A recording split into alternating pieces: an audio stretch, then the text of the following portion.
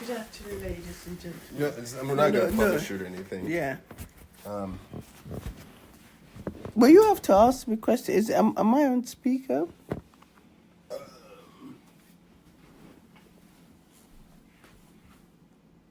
yeah. Yeah. So what? Okay. So talk about like your passion for cooking and how that came about. I think since I was a little girl, at the age of 5, I always have this role play with my friends that we were going to cook for our friends and family and invite them for dinner. Mm-hmm. So often I'll go to the kitchen, to the pantry at home, and take little things like dried rice, seasonings, and then it's a play role we have with my friends, pretending we're cooking and pretending we're eating. Well, I feed my dolls the food we cooked. And I think this passion sort of stayed with me when I went to boarding school in England, and we were allowed to cook on weekends. And often I will cook for the girls in the house. It wasn't perfect, but they didn't know any difference in terms of jollof rice. They've heard of jollof rice, which is like a universal name for paella, but an African, like all Africans know what jollof rice is. So I used to make it, and they actually enjoyed it. And I think I was also someone that liked to experiment with seasonings and herbs. And I would often marinate chicken, lamb, fish. And people were like, "Oh, Christine, you know what? You've got a business here. As in, why don't you start off something?" So after a few years, I went back to Nigeria and I started, importing chocolate and sweets. But then I thought, well, why don't I do something that I'm passionate about? And I started making kilishi. And that's where the passion started. So you said when you were a kid, you would sort of like, not play like dress up, but like you'd pretend like cook. Mm-hmm. And were you the one that sort of initiated that, or? Oh, absolutely! It was me that initiated and me that provided the dry food from my mom's pantry. She wasn't very happy with me and said, "Don't go and make." Obviously we're not allowed to start a fire or to cook, so it was all dried cooking. We were just mixing, and so. Yes, my mom did cook, but yeah, she will help me. She will allow me to help her with things, but I wouldn't say my creativity started from there. I think it started when I was in boarding school where, we did cookery lessons, and even though a lot of people wanted to bake, I felt I liked savory, so I started with savory. So I would often ask for recipe to cook for, not, they say cook for 2 people. I'll end up asking for recipe to cook for about 4 people. And I think Miss Williams, and she was like, "Christy, you're not supposed to be cooking that much." It was too much order. But I knew that during dinner time, I was going to offer it to my friends and the other girls on our table. So going back to the childhood, of all the pretend games that you could play with your friends, was there something like what led you to choose pretend cooking? Was it was your mother a cook, and is that why? Yes, and I think I also like the presentation of food, which for me it's like they say you eat with your eyes. So I guess it was always trying to pretend setting up a table and having a variety, which is something I often do. Maybe it's not always a good idea, but rather than me, if I'm cooking for friends and family, I would often want to cook a variety of meal rather than just one for people to choose, which I think stems from my childhood. Because I said, okay, let's pretend to make momo and pretend to make jollof rice and all these little things. But, it sort of was at the back of my mind that, create different things. And that was why I wanted to have a brand that gave people the option that, you come to look for peanut. There'll be other things that would interest you. So not just one, but if you're not into almond, you probably be into plantain chips, something. So give customer a choice. In terms of the name, how's like your, I guess, relationship with your mother and in cooking? How did that sort of like come about to, for you to decide to name the? Well, my mother is a fantastic cook. She's very clean. There's order in her kitchen, and I like that. And I care a lot. I love my mother, and we share the same name. And I thought how best, we kind of look alike. We sort of look alike. And I thought what resonated in me having the name Waterfood was that, my mother is very dear to me. And I thought have something that represents her, which is she likes cooking. She's a fantastic cook. And I like cooking, so we coined the name Waterfood from my name and my mother's name. And how has her like cooking or cooking style sort of like inspired your cooking style or approach? Well, I think she cooks well. She's very clean, but I feel that because of my exposure to the Western world, I've kind of sort of,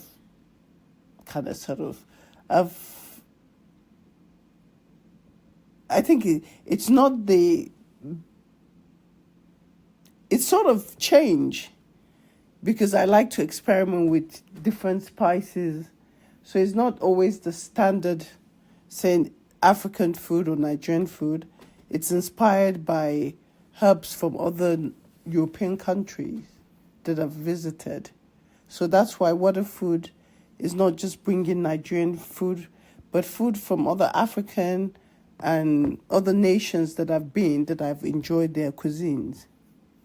So when you talk about boarding school, it seems that your cooking was like a way for you to like connect with like other kids from like different cultures. So like coming from like Nigeria and then like going to a place that's like so culturally different, like what was that experience like?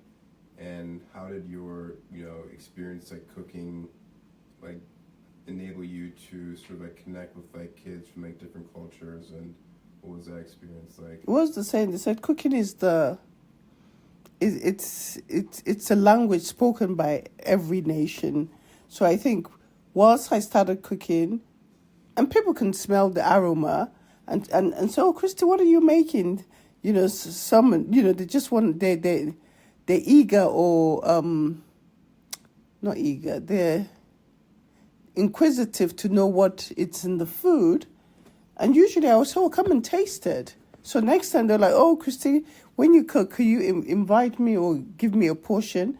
And it brings you closer to knowing some other people that maybe from other grades, from your senior or the lower grades that you ordinarily wouldn't talk to them, but the food sort of brings you and gels you together. So it was a good way of actually speaking to people that you would ordinarily not talk to. What were some of your like most memorable moments from your like boarding school experience related to like you cooking for your classmates or schoolmates?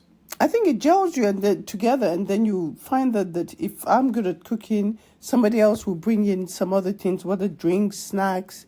So it brings us, and we look forward to the weekends where, on a Saturday where we're allowed to cook in the house, that everybody brings things, and we look forward to not just me cooking.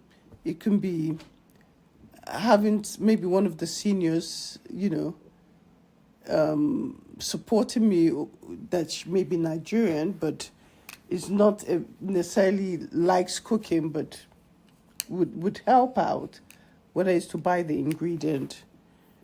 What was your most like memorable experience from you cooking during your entire boarding school? I think just having my close friends enjoying it and spending some late night, well, not late night, but eating and then watching a nice movie afterwards.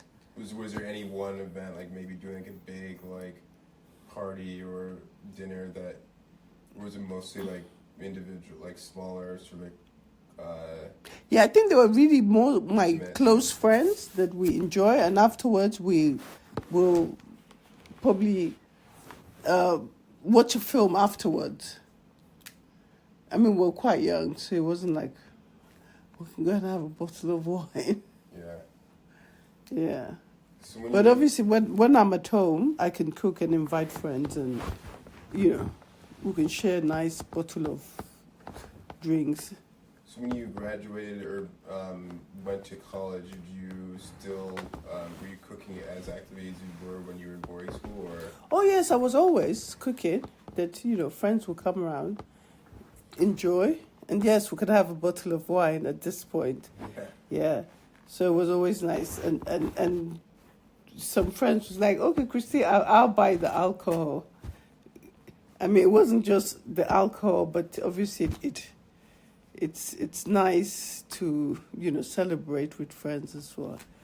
I hate interviews. What was You could. at what point were you did you like decide? Is it off? No. At what point did you decide that like you could like do this like professionally, like? I mean, when I relocated to Africa, and I noticed that the kilishi it's a northern delicacy, and people from the south always look forward to somebody going to the north, bringing it in a brand envelope. And I thought, well, why not create it and have it nicely packaged? So I did that for a couple of years, and a lot of people embraced it, liked the idea, and I had a lot of customers. So when I relocated back to England, it was still my passion, although it took a long time to try to create a recipe that needed to, to give that authentic Nigerian taste. It took a while. I wasn't going to rush it. And people, even some friends were like, but Chrissy, you've done it before. But doing it in a totally different country with different machineries meant that I'm a bit of a perfectionist. I wanted to ensure that I will produce something that it's going to be liked and enjoyed by many. And I'm happy that, with Wada Kilishi, it's finally been produced for, well, not everybody's palate, but for people that are inquisitive or curious about enjoying different spices and culinary from other African country. Yeah, so it seems like what I find interesting is a lot of people probably get complimented for being like good cooks, but like not everybody like actually goes and like starts like a company, like a food company. So like, where would you say like your entrepreneurial like spirit came from? Like, have you always been into business and entrepreneurship? I think being an entrepreneur probably stems from my father. He was a man with a diverse, businesses in Africa, and I just watched how he can sort of multitask and do different things, and I enjoyed it, and I think that's where the entrepreneurial spirit stemmed from. Did you like start businesses like a kid? Like when did you start? Well, I would say when I was like, young, I used to buy things. I remember going to Italy, and I don't know if I want to say that, but I think I was in university. I went to Italy, bought gold, and I sold it to friends. And even when I was in Nigeria, I don't even know if I need to say this, but I would buy art from the market and frame it nicely. And people would come into my living room or in London, and they love it. And I was making an art. It's what it's the perception of who is buying. So it's quite a subjective business, and they liked it. And it was quite a lucrative I don't know if I want to say that, but yes, I would buy something, say, for £1. And they're like, oh, but I think it's also, if you put people put value to what they see. So, I mean, not that you say so, it's like they'll come to my house and say, oh my God, Christy, I know this must be awfully expensive. It may not be, but because they feel that I like quality, and I say, make me an offer. And I was always pleased. So you've always, that's good. So it's interesting. So you always, so you're sort of like the cooking, sort of like inspiration or like desire, sounds like it was like heavily inspired by your mother, and then the entrepreneurial spirit was like heavily inspired by your father. And in terms of sort of like your after college, so did you move to Nigeria right after college, or after university, I worked for a few years. Okay. I worked for a few years, and yeah, still, even when I used to go to work out, sometimes take lunch, and my friends would like it and want a taste of it. So it's something they were like, Christy, you need to have some, and I would invite some friends to my house for dinner and for lunch, and they enjoy the food. So I think it was good that people around me encouraged me, but I've always felt it was my passion, not in, my passion to be in the food industry. So looking like how, in terms of how sort of like, food is like used to connect people from like different cultures and just connect people, like in intimate sort of like settings, like how have you seen, like how have you used sort of like the joy of like cooking and like food sort of like production and creation to, I guess, like help you through very troubling or like difficult times, and like how do you seek to use like Wada Foods to like help other people going through like equally like difficult times as well? Well, I think for me, cooking is therapeutic, as much as I may, as therapeutic, and it also allows me to focus. I think once you've made a food and you've created and you see the before and after, and you see the end result, I think it makes me feel good that I've produced something. So it's a satisfaction that you get, and even with that, then I felt that this is something in my life that makes me feel that I have a bit of control in terms of, I decide I want to be, it's like a pilot saying, I'm going to fly to New York, and he knows from his journey that he has to be there at a certain time, and that's the same how I feel about cooking, that it's something I have the control. The kitchen is my office. I will create something that will be appealing and nutritional to my guests. And in terms of it being a business, it's something that I thought I will create something that would also help me in the future to create employment and give back to the society. And one main passion that I have is to empower women that have had challenges time in life, to know that there's light at the end of the tunnel, that there's hope, that even though you may be beaten down, you may have you might have fallen, you can actually make it. And I also feel there are women that have actually put a break at their career to just help, to raise children, and sort of society forgets about them, that these are women that probably have PhD degrees, and I feel the workforce actually disadvantage women in that once you get back to work, they've lost some experience or some knowledge, not working for a period of time. So One, they end up with a lower wages, salary, and lower position. But I feel there are women that would also like to start their business and just need the support, whether by government, by an institution, the bank, and why not Water Food? And that's why Water Food wants to reach to Africa, which is a developing country. Not that, we don't have continent. Oh, I should say continent. Yeah, Africa's not a country, Did I say a developing? country.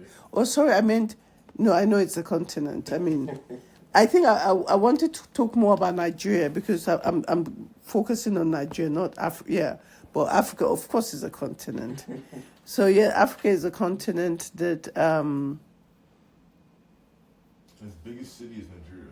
absolutely, and Nigeria is the biggest black That's country. a city, but I just make it. Michael, I had to correct yeah. jokes. No, that's good. But no, yes. no, I know what you're saying. The biggest country is Nigeria, but I think 1 in every 6 black people is Nigerian. Nigeria is the biggest, The biggest Black- population of black people, black people in the world. by far. Yeah. It's like not even close. not even close. Yeah. That's something we should celebrate. I want to give back to, I don't want to say my community because also England is supposed to be my community. I want to give back to, not give back to, also help people in challenges, situation that are not able to escape situation that may be actually harmful or not the ideal situation to bring up children, but to also know that there's to work with non-profit organization, women in refuge, to just help them get back their confidence and also have professionals that can help them, whether it's by counseling. I'm sort of going, I just don't want to touch on domestic violence. No, I mean, I think it's very. I mean, at one point it probably would come out, but, it's just, I hate interviews, by the way. I mean, very good, actually. You think so? Yeah. I thought I was just waffling all over the No, place. I mean, it's you I would never personalize- want to ever listen to myself. That I can never do. No, I mean, I think most people don't like to hear their own voice, but I mean, you're definitely like very like engaging. Like,